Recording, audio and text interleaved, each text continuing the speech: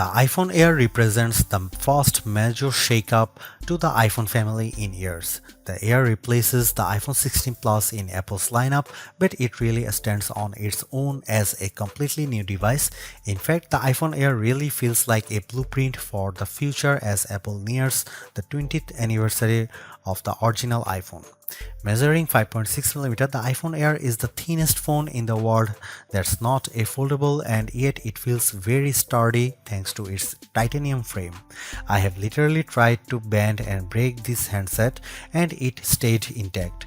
The Air doesn't skimp on performance either, packing an A19 Pro chip for playing demanding games and taking advantage of Apple intelligence. So what's the catch with this super slim Air?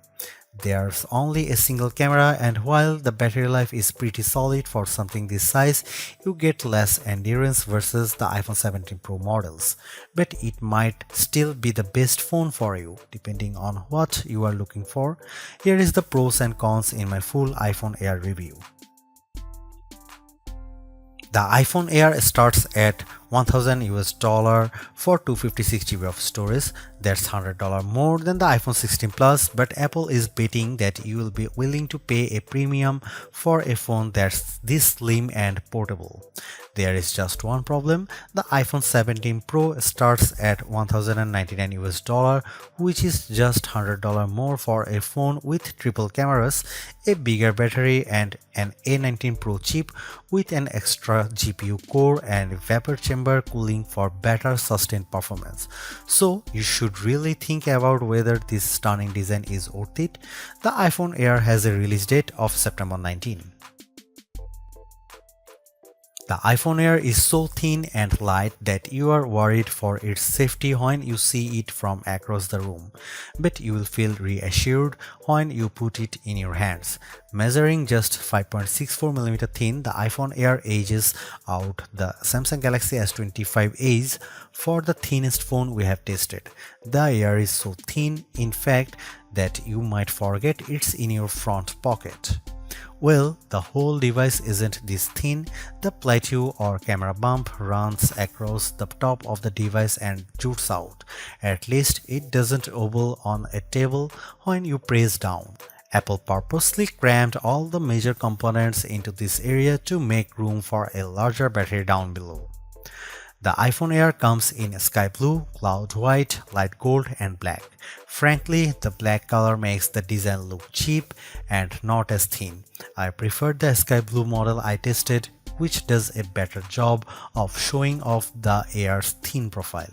Some have complained that the titanium frame is too shiny, but I don't agree. If you are worried about the durability for a phone this thin, I think you can rest easy. I saw a demo that simulated a band with 130 pounds of force and the iPhone Air shrugged it off.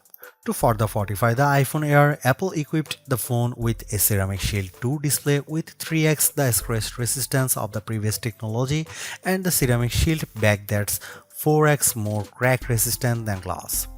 It is worth noting that the iPhone Air has a single speaker integrated into the earpieces compared to dual speakers for the iPhone 17 and 17 Pro series. During my testing, the Air's speakers got plenty loud when listening to Apple Music, but it did sound tiny at max volume. Some have shared in our YouTube interview with Apple on the iPhone Air that they wish that this phone came in a mini size. I say there is no need, you get the best of both worlds with this device, a large 6.5-inch display in a very pocket-friendly size.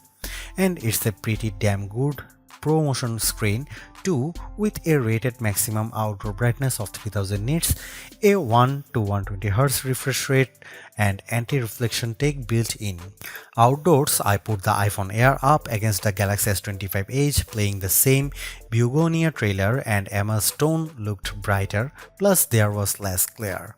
The iPhone Air didn't perform quite well as in our lab testing, covering less of the DCI-P3 color space and turning in a slightly worse Delta E accuracy score.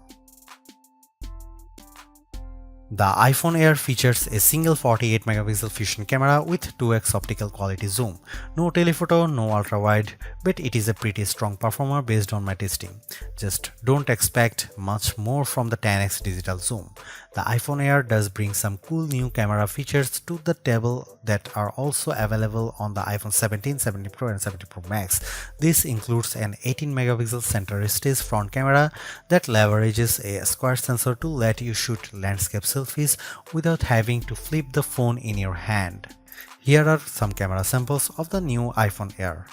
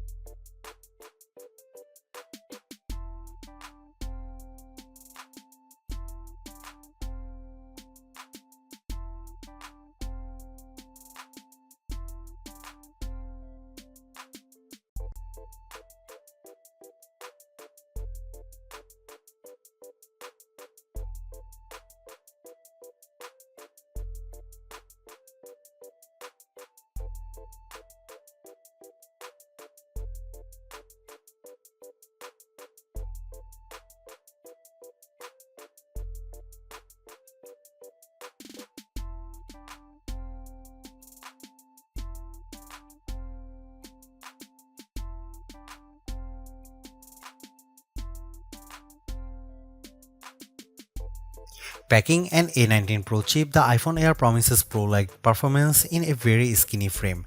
And I say Pro-like because you are limited to 5 GPU cores compared to 6 for the iPhone 17 Pro and Pro Max. I enjoyed smooth performance when playing Destiny Rising, double jumping and using my grenade launcher on multiple enemies while enjoying crisp graphics. I only noticed a drop frame here and there versus the iPhone 17 Pro Max. Speaking of twice, the iPhone Air having one less GPU core does impact benchmark scores. It reached 29.5 FPS in the demanding 3D Mark Solar Bay Unlimited graphics test compared to 46.6 FPS for the iPhone 17 Pro Max. The Galaxy S25 Edge also turned in a higher frame rate. On Geekbench, which measures overall performance, the iPhone Air beats the Galaxy S25 Edge and it finished our video transcoding test 20 seconds faster. How about sustained performance? To test that, we used the 3D Mark Wildlife Extreme Stress Test, which simulates gaming for about 20 minutes. We ran it once and recorded the result, then did a second run right after that to really stress test these phones.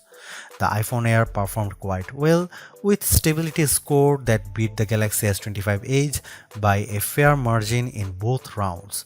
More surprisingly, the iPhone Air turned in cooler temperatures than the Pro Max when we measured the back of the phones using the laser thermometer in 5 locations and averaged the result, though the S25 Edge was even cooler.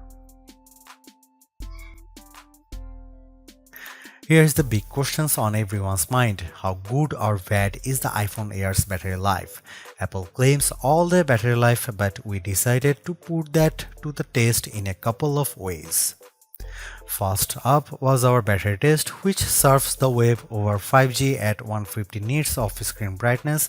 The iPhone Air turned in a decent 12 hours. That's nearly a half hour better than the Galaxy S25 Ultra, and the regular iPhone 17 lasted 45 minutes longer. However, the iPhone 17 Pro Max lasted over 5 hours longer than the iPhone Air, so if you really care about endurance, the choice is clear. I also compared the iPhone Air's battery life versus other phones when streaming the same YouTube video over Wi-Fi for 5 hours at 50% screen brightness. The iPhone Air was down to 81%, which is better than the Galaxy S25 Edge's 67%. Note that Apple sells a $99 MagSafe Battery Pack for the iPhone Air that's designed to deliver 65% more power. The iPhone Air puts most of its components in the plateau towards to the top of the device, and this is the area that got fairly warm during my testing. For example, after playing Asphalt Legends for 10 minutes, I measured this area and it got as hot as 106 and 109 degrees. Playing the same game on the iPhone 17 Pro Max, the temperature was in the 96-degree range. When performing other tasks, the iPhone Air mostly kept it cool, so your results will depend on the apps you are using. I am torn about the iPhone Air as its remarkable piece of engineering. This design is amazingly thin and light, and Apple deserves serious credit for making it so durable. It feels so strong, I don't think I would bother with a case.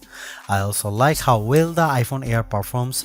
No, it doesn't have the graphics might or sustained performance of the iPhone 17 Pro or Pro Max, but it's faster than the Galaxy S25 Edge and remains fairly cool under pressure, and it offers better sustained performance than Samsung's slim phone. However, I don't like the shoppers have to give up both an ultra-wide lens and telephoto zoom with the iPhone Air. At least Samsung gives you an ultra-wide camera that enables macro photography, but the iPhone Air's main 48 megapixel camera is very good overall. Apple left some other features on the cutting room floor as well, as such as fast charging and cinematic mode for video, so sometimes the Air feels more like an iPhone Lite. Overall, I think the iPhone Air is worth buying for those who want a super slim phone that's very easy to carry, that doesn't sacrifice too much on performance, but you will have to live with some trade-offs if you want something this compact.